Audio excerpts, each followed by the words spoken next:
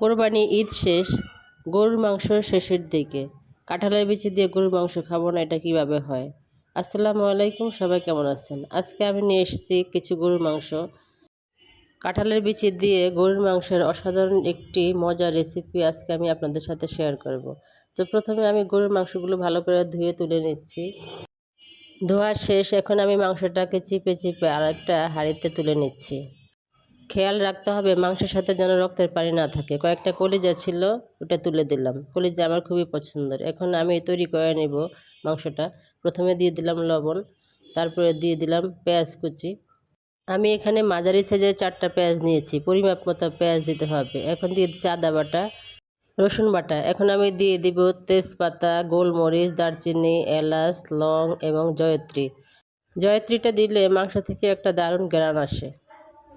এখন দিয়ে দিচ্ছি পরিমাপ মতো হলুদের গুঁড়ো, তারপরে দিয়ে দিলাম তেল, কিন্তু তেলের অপশনটা এখানে স্কিপ হয়ে গেছে, দুঃখিত।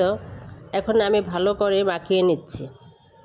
আমি কিন্তু মাংসটাকে চিপে চিপে মেখে নিচ্ছি। যত চিপে চিপে মেখে নেওয়া যাবে তত মাংসের স্বাদটা বেড়ে যাবে, তবে হাড্ডি থেকে সাবধান থাকতে হবে। তো আমার মাংসটা এখন ভালো করে মাখিয়ে নেওয়া শেষ। এখন আমি চুলায় তুলে দেব, একটা ঢাকনার সাহায্যে ঢেকে দিলাম। তো কিছুক্ষণ পর আমি ঢাকনাটা তুলে নিলাম। আমি কিন্তু মরিচ এখানে একদমই ব্যবহার করিনি এখন পর্যন্ত, কিছুটা কষিয়ে নিচ্ছি।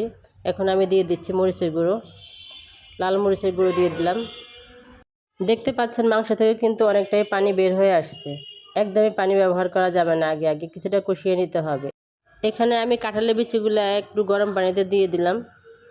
হালকা একটু গরম পানিতে কাঁঠালের বিচিটা দিলে ছিলতে অনেক সুবিধা হয়, তাড়াতাড়ি ছিলা যায়। তো আমি নামিয়ে নিলাম খুব তাড়াতাড়ি। এদিকে খেয়াল রাখতে হবে মাংস যেন লেগে না যায়, যেহেতু আমি এখনও পানি ব্যবহার করিনি। তো আবার একটু নেড়েচেড়ে ঢেকে দিলাম। এদিকে আমি কাঁঠালের বিচিগুলো পরিষ্কার করে নিচ্ছি। এই যে দেখতে পাচ্ছেন পাটার মধ্যে ডলে পরিষ্কার করে নিচ্ছি, খুব তাড়াতাড়ি হয়ে যাবে। মাংস থেকে একদমই তেল ছেড়ে দিয়েছে। মাংসটাকে কিছুক্ষণ আমি লো হিটে রেখেছি। এখন একটু নেড়েচেড়ে আমি ঝোল দিয়ে দিব, আর গরম পানি দিতে হবে, ঠান্ডা পানি একদমই দেওয়া যাবে না। গরুর মাংসের সাথে আমরা সবসময় গরম পানি দিয়ে থাকি। তো আবার একটু নেড়েচেড়ে ঢেকে দিলাম। কাঁঠালের বিচিগুলো একদম পরিষ্কার হয়ে গেছে। তো আমার মাংসটা প্রায় কষানো হয়ে আসছে। এখন আমি কাঁঠালের বিচিগুলো দিয়ে দিচ্ছি। এবছরের প্রথম কাঁঠাল এবং কাঁঠালের বিচি, আর কাঁঠালের বিচি দিয়ে যে কোনো মাংস রান্না করলে দারুণ কিন্তু মজা হয়। আর যারা এখন আমার ভিডিওটা দেখছেন, প্লিজ একটা লাইক দিয়ে সাবস্ক্রাইব করে পাশে থাকুন।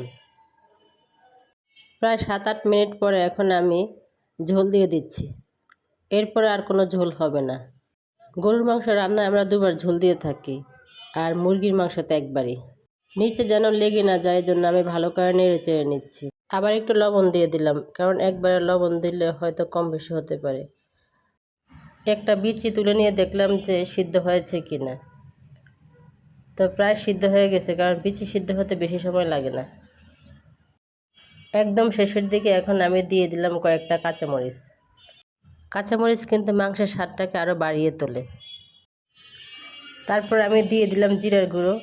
জিরের গুঁড়ো দেওয়াটা ডিলিট হয়ে গেছে। এখন আমি যেটা করব, অল্প একটু তেলের মধ্যে পেঁয়াজ এবং রসুন কুচি দিয়ে ভেজে নেব। মাংস রান্নার সর্বশেষে এই বাগারটা দিলে মাংস থেকে অনেক সুন্দর একটা স্মেল আসে।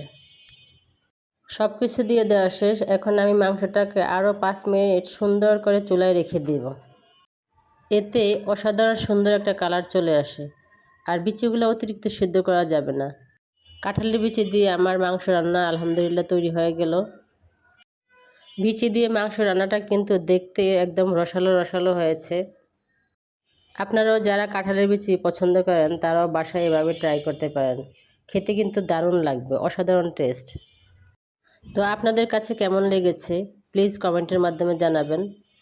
আর এই গরমের মধ্যে সপ্তাহে 1 দিন গরুর মাংস খাওয়াই ভালো।